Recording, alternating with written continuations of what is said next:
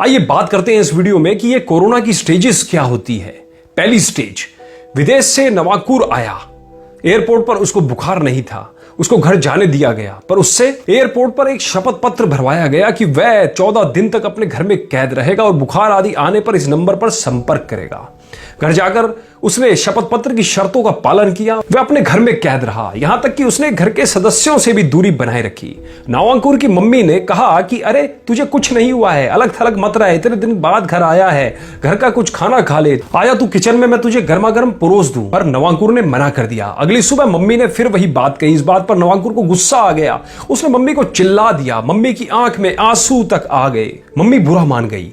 नवांकुर ने सबसे अलग थलग रहना चालू रखा। 6-7 दिन बाद नवांकुर को बुखार, सर्दी, खांसी जैसे लक्षण आने लगे।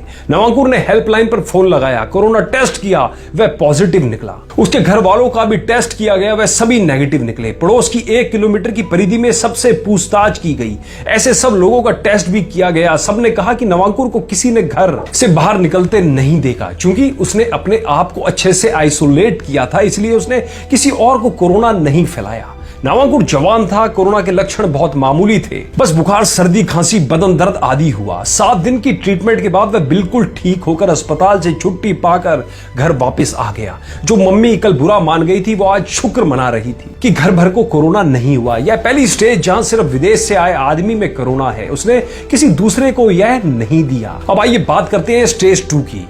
राजू में कोरोना पॉजिटिव निकला। उससे उसकी पिछले दिनों की सारी जानकारी पूछी गई। उस जानकारी से पता चला कि वह विदेश नहीं गया था, पर वह एक ऐसे व्यक्ति से संपर्क में आया था जो हाल ही में विदेश होकर आया है। वह परसों गहने खरीदने के लिए एक ज्वेलर्स पर गया था।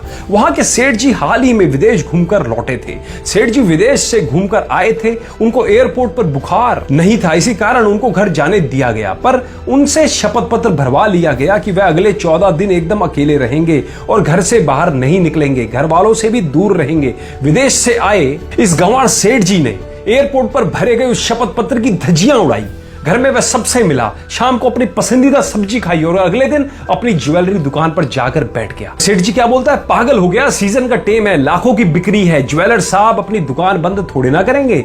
6वें दिन ज्वेलर को बुखार आया, उसके घर वालों को भी बुखार आया, घर वालों में बूढ़ी मां भी थी। सबकी जांच हुई, जांच में सब पॉजिटिव निकले, यानी विदेश से आया आदमी खुद पॉजिटिव, फिर उसने घर वालों को भी पॉजिटिव कर दिया।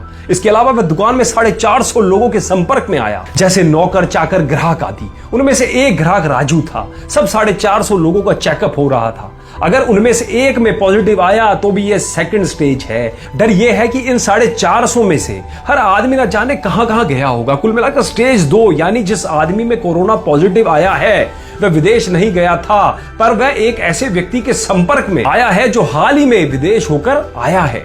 आइए बात करते हैं स्टेज 3 की। राम सिंह को सर्दी, खांसी, बुखार की वजह से अस्पताल में भर्ती किया गया।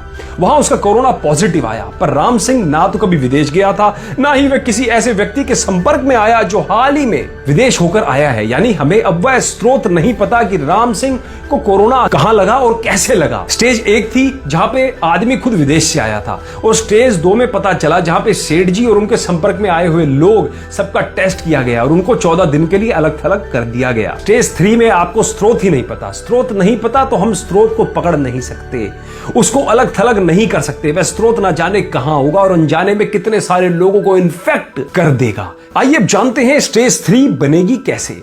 सेठ जी जिन 450 लोगों के संपर्क में आए, जैसे ही सेठ जी के पॉजिटिव होने की खबर फैली तो उनके सभी ग्राहक, नौकर, नौकरानी, घर के पड़ोसी, दुकान के पड़ोसी, दूध वाला, बर्तन वाला, चाय वाला, सब अस्पताल को दौड़े। सब लोग कुल मिलाकर 440 थे। 10 लोग अभी भी नहीं मिले। पुलिस व स्वास्थ्य विभाग की टीम उनको ढूंढ रही है। उन 10 में से अगर कोई किसी मंदिर आदि में घुस गया, ट्रेन के अंदर घुस गया, तब यह वायरस खूब फैलेगा। दोस्तों यही स्टेज 3 है, जहां आपको स्रोत का पता ही नहीं है। अब सबसे बड़ा प्रश्न ये उठता है कि स्टेज 3 का उपाय क्या है। 14 दिन का लॉकडाउन, कर्फ्यू लगा दो, शहर को 14 दिन एकदम तालाबंदी कर दो, किसी को बाहर ना निकलने दो। आइए अब आपको बताता हूं इस तालाबंदी से क्या होगा। हर आदमी घर में बंद है। जो आदमी किसी संक्रमित व्यक्ति के संपर्क में नहीं आया है तो वह सुरक्षित है, तो अज्ञात स्रोत है वह भी अपने घर में बंद है। जब वह बीमार पड़ेगा तो वह अस्पताल में पहुंचेगा और हमें पता चल जाएगा कि अज्ञात स्रोत यही है। हो सकता है कि इस अज्ञात स्रोत ने अपने घर के 4 लोग और संक्रमित कर दिए हैं, पर बाकी का पूरा शहर तो बच गया। अगर लॉकडाउन ना होता तो वह स्रोत पकड़ में नहीं आता और वह ऐसे हजारों लोगों में कोरोना फैला देता, फिर यह हजार अज्ञात लोग लाखों में इसको फैला देते। इसलिए लॉकडाउन से पूरा शहर बच सकता है और अज्ञात स्रोत पकड़ में आ जाएगा। अब क्या करें कि स्टेज 2, स्टेज 3 में ना बदले। अर्ली लॉकडाउन यानी स्टेज 3 आने से पहले ही तालाबंदी कर लो। उदाहरण के लिए वापस समझिए, सेठ जी एयरपोर्ट से निकले, उन्होंने धज्जियां उड़ाई, घर भर को कोरोना दे दिया, सुबह उठकर दुकान खोलने गए। गजब आदमी हो यार, सीजन का टेम है, लाखों की बिक्री होगी, दुकान खोलनी तो बहुत जरूरी है। ये कौन कहेगा? सेठ जी अपनी दुकान बंद कैसे कर ले, पर चूंकि तालाबंदी है तो पुलिस वाले सेठ जी की तरफ डंडा लेकर दौड़ेंगे। डंडा देखकर सेठ जी शटर लगाकर भागेंगे। अब चूंकि मार्केट बंद है तो 450 ग्राहक भी नहीं आएंगे। सभी बच गए, राजू भी बच गया। बस सेठ जी के परिवार को कोरोना हुआ। 6वें दिन या 7वें दिन तक कोरोना के लक्षण सामने आ जाते हैं। विदेश से लौटे लोगों में लक्षण आ जाएं तो उनको अस्पताल पहुंचा दिया जाएगा और नहीं आए तो इसका मतलब वो कोरोना नेगेटिव है।